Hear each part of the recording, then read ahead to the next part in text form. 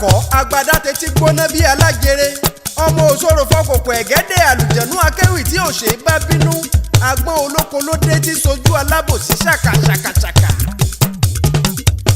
àrà apá bàtà apá jíwínjíwín etí èmi ò ràngún ṣẹ́ ẹni ní má bọ̀ lèmi ò ní dé bá báàrẹ́ ni ó gbọ́wọ́ àbúrú kíkú oró dá wọn lágara ni àkàlàmàgbò ni ó jòkú ẹni tó bá torí mi lọ gbẹ́bọ lóru ọ̀gànjọ́ irú wọn á ṣe bí eré wọn kàgbákò. àṣẹ tí ń bẹ lẹ́nu ọkásálọ́ká fi ń ṣòro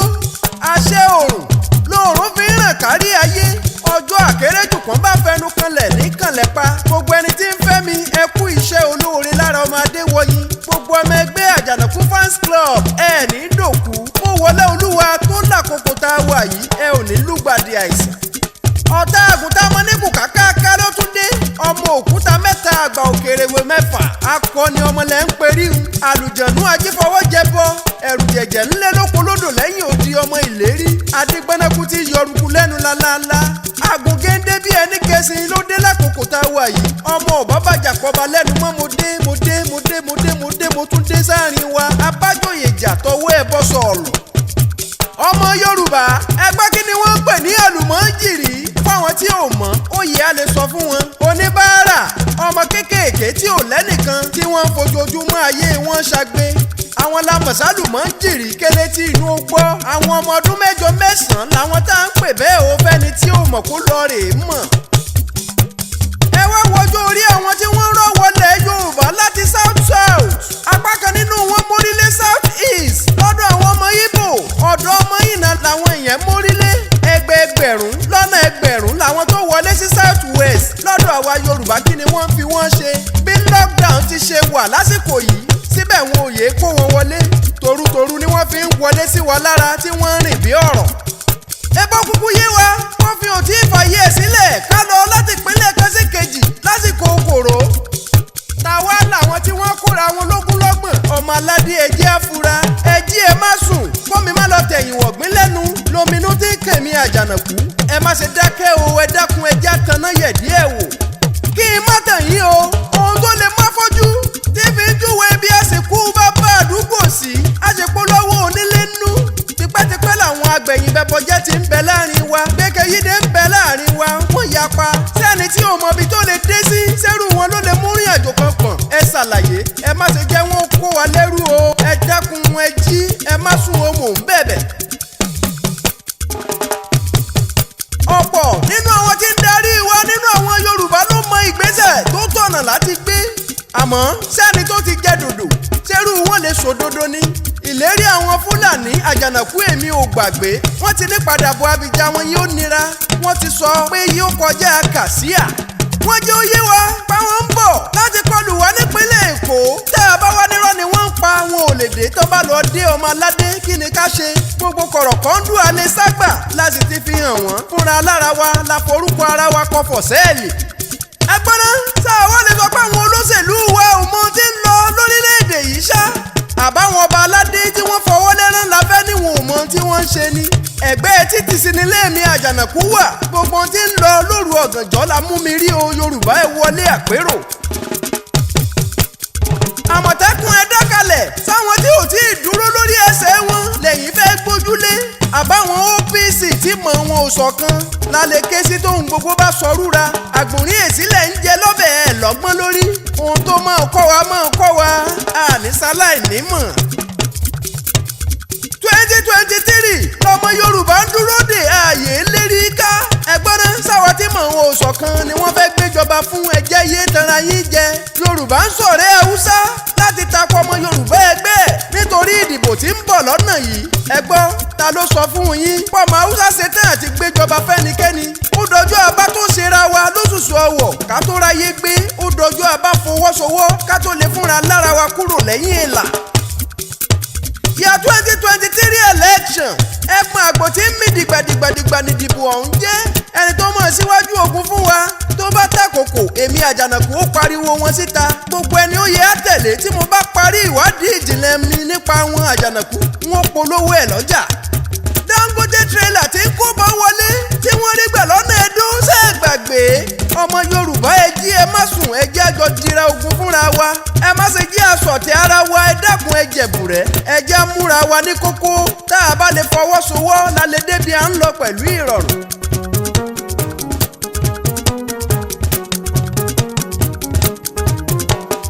Democracy time láwàyé àbí crazy demo ẹ dákun ẹ là mí lóye ṣàlàyé freedom of speech ò sí mọ́ ohun gbogbo là ń ṣe bí ayé ológun gbogbo ẹni tó dún pínpín ni wọ́n ń gbé sọ sínú gbàgà àlátẹ́gbèrè bá rántí ẹkún ni ó padà bú sí báyà rẹ́ni lépa èmi àjànàkú bírú wọn nígbà aṣọ ó ti dájú wọn ó rí hòhò lọ́jà. ọ̀gá Lai Muhammed ti bínú tó lóun ò gbẹ̀bẹ̀ mọ́ ó ṣe bí eré ó Fọláyẹmí Abíọ́dún sínú túbú ó faraya ó fọmọ ọlọ́mọ sínú gbàgà ọjọ́ ń gorí ọjọ́ ọ̀sẹ̀ ń gorí ọ̀sẹ̀ ẹ lọ́wọ́ agbára yín ẹ kọ́mọ ọlọ́mọ ní papámọ́ra gbogbo ẹ̀yin human rights activists ẹ sì dákẹ́ bí olúndù ẹ gbàgbọ́ndù lọ́wọ́ ó yẹ àdìjú ká díbọ́n káwé ẹni tó mọ̀ kí ni tá a bá lọ sọ́run àrèmábọ̀. ọ̀gá Lai ṣe bẹ́yìn ṣe jù bẹ́ẹ̀ lọ nígbà ayé Jonathan abẹ́ ti gbàgbé àkàìmọye ìsọkúsọ náà lẹ ti sọ lórí ayélujára láyé ebele sáárá wọn tó kàn yín lábùkù débi tá a mọ̀ ọ́ra wọn tí ó pinnu àti tìyín mọ́lé ayé ni rọ́mọ ọ̀run òpèké gbogbo kó wá gbélé ayé ṣe la mọ́ dọ́run kà ní bòròbòròbòrò.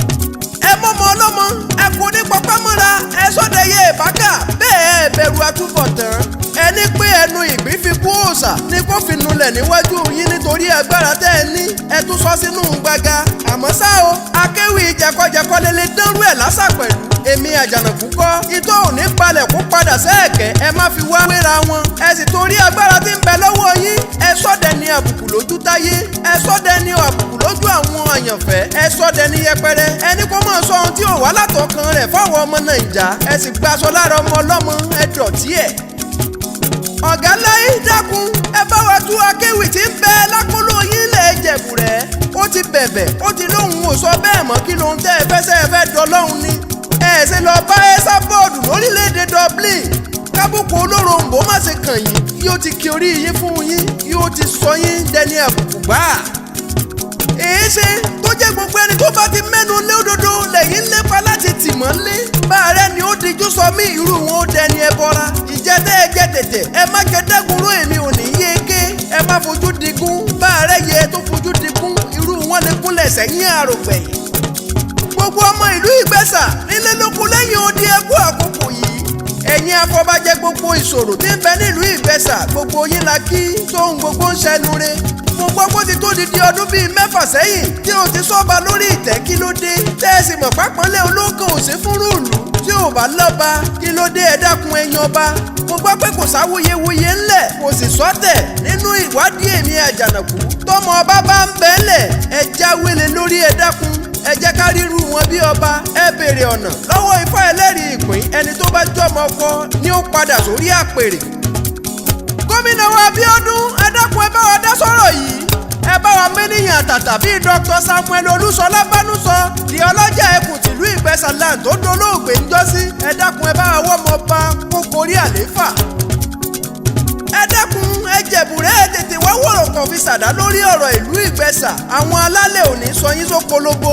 àìlọ́ba ìyà ní fi jẹ̀lú ẹ̀tọ́ ìlú Ìgbẹ́sà òní hábó lọ́lá olúwa ẹ dákun ẹ̀sùn tó tọ́ kémi àjànàkú wá forin ewì dára. tá a bá ń sọ ń pa importer and exporter tọ́lọ́run ń gbà fún lásìkò yìí POM Peace of Mind Transport la gbádé fún lábẹ́ aláṣẹ Chief Táyéṣe Ìdú Ọ̀ṣun ọmọ wọn nílùú Èjìgbò Mr Amos Ọ̀wábóyè aka Fẹ́mi Kútì nílé iṣẹ́ wọn wọ́n import rubber slippers lónírúurú fún lílo àwọn ọmọ ẹ̀dá rubber slippers ń bẹ ní bìbà lọ́lọ́kan òjọ̀kan èyí tó ṣe rẹ́gí mọ́ni lẹ́sẹ̀ bí ẹni pé wọ́n bí mọ́ni. iléeṣẹ́ wọn ń bẹ ní Marina nílùú Èkó nọ́mbà 53 ni wọ́n fè kalẹ̀ sí head office wọn ń bẹ nípínlẹ̀ Ọ̀ṣun. tẹ́ ẹ bá ti dé sawmill Igbó Ọwá opposite gbogbo hotel tí ń bẹ nílùú Èjìgbò nípínlẹ̀ Ọ̀ṣun. ọmọ nàmọ̀pá ni gbogbo ẹ̀yin alágbàtà tó débẹ̀ déèbẹ̀ lórílẹ̀‐èdè Abidjan gbogbo yín pátápátá ńlá kí ẹ kú àfitọ́mọnìyàn ṣe. ẹ̀yin gba ẹ̀kẹ́ tí dúró tilé ẹ̀yin èjìká tí ò jẹ́ kẹ́wò ó yẹ ẹ kú iṣẹ́ takuntakun látòrí ìyá Yusufu ìyá Nafisa Kat ìyá ewé promoter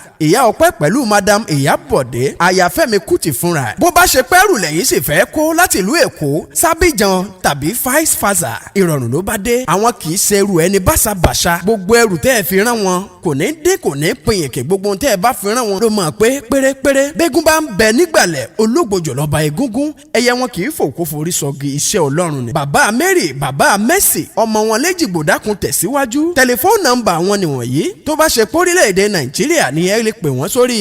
+234 813 707 7080 fẹ̀yìn tàbíjan ẹ lè pè wọ́n sórí 002 254 640 9102 tàbí 002 250 304 2120. a sì tún ń wá àwọn alágbàtà káàkiri orílẹ̀-èdè yìí pẹ̀lú Abidjan. oríṣiríṣi mọ́tò tẹ́ ẹ bá fẹ́ ká bá yín fi kẹ́rù. oríṣiríṣi aṣọ ní bẹ lára alágẹmọ. bó ṣe bọ́ọ̀sì ńlábọ̀gẹ̀nẹ̀ tàbí ti kéékèèké títí dórí tírọ̀kì bẹ́ẹ̀ bá ti ṣe fẹ́ ni. òkàrẹ̀ ọmọ ewu ló bí mi wọn ò gbọ́dọ̀ mẹ́mú. ọ̀sà ògìyàn ló wò mí dàgbà wọn ò gbọ́dọ̀ mẹ́mú ọ̀gọ̀rọ̀. dákun tẹ̀síwájú Ọlọ́run ló fi ṣẹ́ràn ọ. àǹfààní ti sí fẹ́yìn tẹ́ ẹ fẹ́ polówó ọjà lórí ètò Èmi Àjànàkú. ẹ bá wa dòwò pọ̀ kájọ bùgbà yín jẹ. kò sọ́jà tí mo bá polówó tàbí olóṣèlú tí mo bá nawó ẹ̀ fojú rí gbogbo wọn ló mọ̀ gbégbé ọpẹ́ o. iṣẹ́ Olúwa ni kì í ṣèèyàn.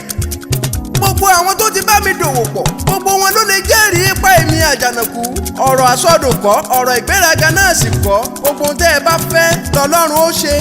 ẹ bá wa dòwò pọ̀ kájí ó wọ gbà yín ẹ̀ ní rágó. ẹja fún tá a ní gbéṣẹ́ yín lárugẹ kájíjọ jèrè bọ̀ nígbẹ̀yìn. oyin ṣe tẹ́ oyin lọ́nù kókó igi ìran àwọn afẹ̀mbòjò wọ́n ń lọ sísà ebè tó kọ́lé sí ń jọ́sí. mo l'Émi Àjànàkú mo fẹ́ mọ́ lọ lé bàbá mi tó bí mi lọ́mọ. èmi lọ́mọ òṣòro fọkùnkùn ẹ̀gẹ́dẹ́ àlùjẹ̀nú akéwì táyé ń wí. agbọ́n olóko ni mí bàbá tí sojú alábòsí sàkàǹkùà.